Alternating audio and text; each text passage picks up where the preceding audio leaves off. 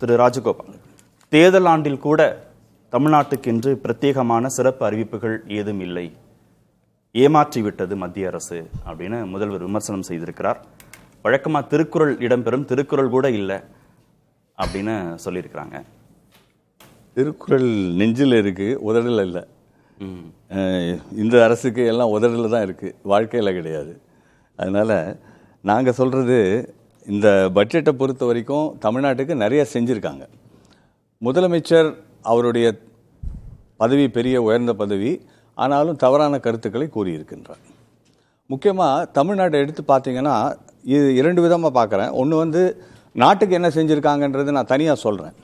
But முக்கியமாக முதல்ல தொடங்கும் பொழுது தமிழ்நாட்டுக்கு என்ன செஞ்சுருக்காங்கன்னு சொல்லும் பொழுது, semiconductor mission Tamil Nadu, artificial intelligence mission Tamil Nadu. இப்போ எப்படி தமிழ்நாடுனா என்ஜினியர்ஸ் இங்கே தான் இருக்காங்க, சாஃப்ட்வேர் இங்கே தான் இருக்குது. யார் இதை அட்வான்டேஜ் எடுக்க முடியும்? தமிழ்நாடு தான் எடுக்க முடியும். ஆகவே இது பீகாரோ உத்தரப்பிரதேஷோ இல்லை ராஜஸ்தானோ இந்த இதுக்கெல்லாம் அந்த வாய்ப்புகளெல்லாம் அவங்க பயன்படுத்திக்க முடியாது. எல்லாம் பாஜக ஆளும் மாநிலங்கள், அதெல்லாம் பாஜக ஆளுமானி, ஆனால் அங்கெல்லாம் அதை பயன்படுத்திக்க முடியாது. ஆகவே தமிழ்நாட்டுக்கு இதில் ஒரு பெரிய அட்வான்டேஜ் வாய்ப்புகள் இருக்குது. இந்த வாய்ப்புகளை நம்ம நல்லா பயன்படுத்திக்கணும். அதுதான் தமிழ்நாடு நிச்சயமாக பண்ணும். எப்போவுமே தமிழ்நாடு அந்த ஒரு ப்ராக்ரெசிவ் ஸ்டேட்டுன்ற முறையில் எந்த வாய்ப்புகள் கொடுக்கப்பட்டாலும், எந்த நிதி உதவி வழங்கப்பட்டாலும் அதை உடனடியாக அந்த வாய்ப்பை பயன்படுத்தி கொள்வது தமிழ்நாடு. ரேர் எர்த்ஸ் அதுவும் தமிழ்நாடும் கேரளாவும். நம்மக்கிட்ட இருக்கிற இந்த தோரியம் மோனசைட் இருக்கிற அந்த சாண்ட்ஸ் தமிழ்நாடுலையும் கேரளாவில் தான் இருக்குது. அந்த ரேர் எர்த்ஸ் அதுக்கு சப்போர்ட்டுக்கு அவங்க ஒரு ஸ்கீம் அனௌன்ஸ் பண்ணியிருக்காங்க. அது மட்டும் இல்லாமல் small industries and medium industries அது எங்கே அதிகமாக இருக்குன்னா தமிழ்நாட்டில் தான். மற்ற இடத்துலலாம் இண்டஸ்ட்ரியல் க்ரோத் இருக்குதுன்னு சொல்கிறாங்க. ஆனால் இண்டஸ்ட்ரியல் க்ரோத் எப்படிப்பட்ட க்ரோத்தாக இருக்குன்னா அங்கெல்லாம் பெரிய தொழிற்சாலைகள். தமிழ்நாட்டில் தான் உங்களுக்கு சிறு குறு தொழிற்சாலைகள் அதிகமாக இருக்குது. ஆகவே அதில் ஒரு சப்போர்ட் வரும்பொழுது நிச்சயமாக தமிழ்நாட்டுக்கு கொடுக்குற சப்போர்ட். இல்லை, திமுக அரசு தமிழ்நாட்டை சிறப்பாக ஆண்டு கொண்டு இருக்கிற சர்டிஃபிகேட் கொடுக்குற மாதிரி இருக்கு, பரவாயில்லையா? திமுக அரசு நிறைய பொறியாளர்கள் இருக்கிறாங்க, நிறைய சிறு குறு தொழில்கள் இருக்கு, எல்லாம் நல்லா நடந்துட்டு இருக்கு, கன்ஸ்ட்ரக்டிவான ஸ்டேட் அப்படின்னு சர்டிஃபிகேட் கொடுக்குற மாதிரி அப்படி சொல்ல முடியாது. அதாவது சிறு குறு தொழிற்சாலைன்றது ஓராண்டுலையோ 2 ஆண்டுகளையோ 5 ஆண்டுகளையோ வரக்கூடியது இல்லை. தொன்று தொட்டு உங்களுக்கு சுதந்திரத்துக்கு பிறகு பல ஆண்டுகளாக அது வளர்ந்து வந்திருக்கிறது. அது தமிழர்களுடைய அவங்களுடைய சாதனைன்னு நீங்க சொல்லலாம். கட்சிகளுக்கு இதுக்கு சம்பந்தம் கிடையாது. ஏன்னா ஒரு தொழிற்சாலையை தொடங்குவது, அந்த தொழிற்சாலை அந்த முனைவை அவரு தான் தொடங்குறாரு. பட்ஜெட்டை யார் போட்டது? பாஜக அரசு போட்டுச்சா, மத்திய அரசு போட்டுச்சு தானா? பாஜக எந்த பட்ஜெட் போடக்கூடிய பாஜக அரசு போட்டுச்சுன்னு சொல்லணுமா, இல்ல மத்திய அரசுன்னு கவர்மெண்ட்டுக்கு அந்த கிரெடிட்டை கொடுத்துடலாம்? மத்திய அரசு தான் பட்ஜெட்டை போடுறது. அதுல பாரதிய ஜனதா கட்சிக்குன்னு கிடையாது. இப்போ ஒரு முக்கியமான பாயிண்ட் நம்ம கான்ஸ்டிடியூஷன்ல என்ன பார்க்கணும்னா, ஸ்டேட்ஸுக்குன்னு சொல்லி கொடுக்கறது ஃபைனான்ஸ் கமிஷன்ல இப்படி கொடுக்கணுன்றது அவங்க அலோகேஷன் போடுவாங்க. ஆனால் வாய்ப்புகளை உருவாக்குறது தான் பட்ஜெட். அந்த வாய்ப்புகளை இப்போ தமிழ்நாட்டுக்கு அதிகமாக உருவாக்கி கொடுத்துருக்காங்க. பயன்படுத்திக்கிறது தமிழ்நாட்டின் பொறுப்பு. சிலது நேரடியாகவும் கொடுத்துருக்காங்க.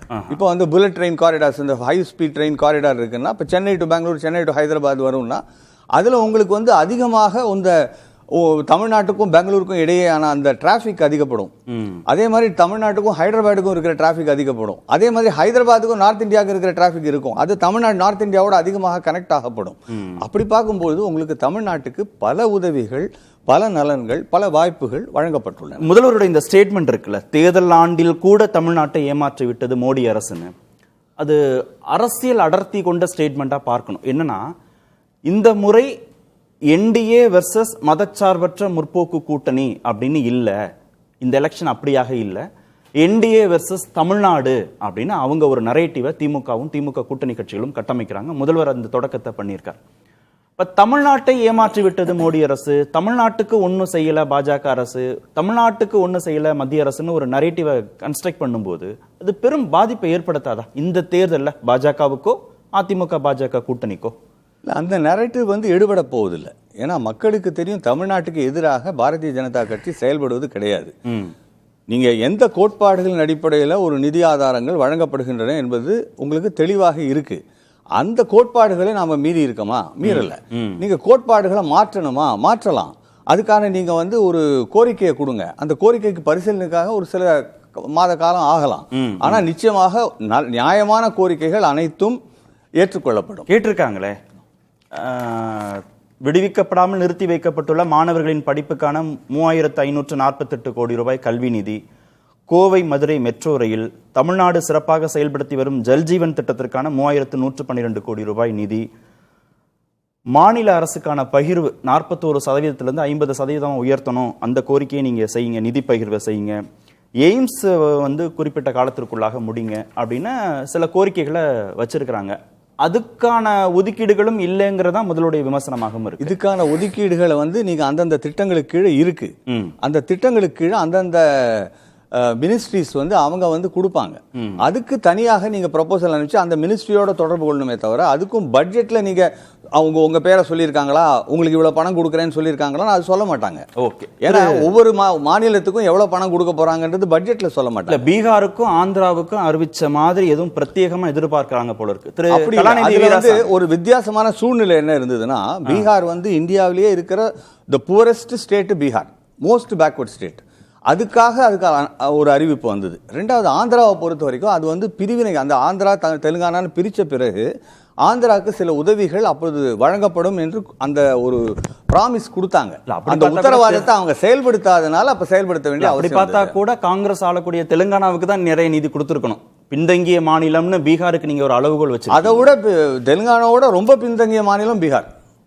தெலுங்கானாவோட எவ்வளவோ பின்தங்கிய மாநிலம். கரெக்ட். அப்ப பீகாருக்கு கொடுத்தாச்சு, அதுவும் கொடுத்தாச்சு. அது எவ்வளவு கொடுத்திருக்கானா 15,000 கோடி, பீகாருக்கு 26,000 கோடி. அது வந்து பின்தங்கிய மாநிலம்னு பீகார்னு ஒரு அளவு ஸ்பெஷல் பேக்கேஜ் அனௌன்ஸ் பண்ணாங்க. அவ்வளவு பின்தங்கிய மாநிலம்ங்கிறத அளவுகோலா வச்சுட்டோம்னா ஆந்திராவா தெலுங்கானா, காங்கிரஸ் ஆளக்கூடிய தெலுங்கானா தான் ஆந்திராவை விட பின்தங்கி இருக்கு, அப்படிதானே?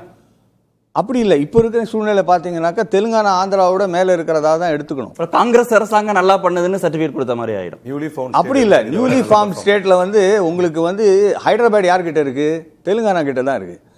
உங்களுக்கு முன்னாடி இருந்த ஆந்திர பிரதேஷ்ல முக்கியமான ஒரு மைய புள்ளியாக வளர்ச்சிக்கு இருந்தது ஹைதராபாத். ஆனா புதிதாக உருவாக்கப்பட்ட மாநிலம் இல்லையா? புதிதாக உருவாக்கப்பட்டனாலும் அவங்களுக்கு நிதி ஆதாரங்கள் நிறைய இருக்கு. ஆந்திராவுக்கு வந்து உங்களுக்கு வேளாண்மையை நம்பி இருக்கிறதுனால ஆந்திரால நிதி ஆதாரங்கள் குறைவு.